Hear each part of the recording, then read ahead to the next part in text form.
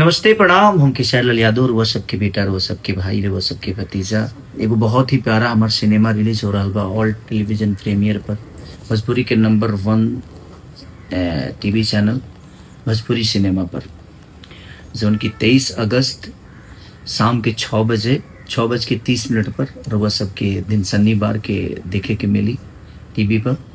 और 24 अगस्त सुबह 10 बजे यानी संडे के वर्ल्ड टेलीविज़न प्रीमियर में रवा सबके मैंने बहुत ही खूबसूरत जना फिल्म का नाम है रिश्ते, और हमारे डायरेक्टर हिमांशु सर जो कि बहुत ही प्यारे काम किए हैं उन्होंने, और हम लोगों ने कोशिश की एक बेहतर सिनेमा बनाने की।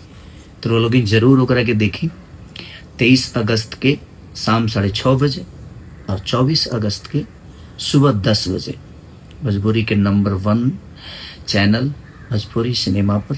तो वो सबके देखे के मिली। लव यू, अपन प्यार और आशीर्वाद दी।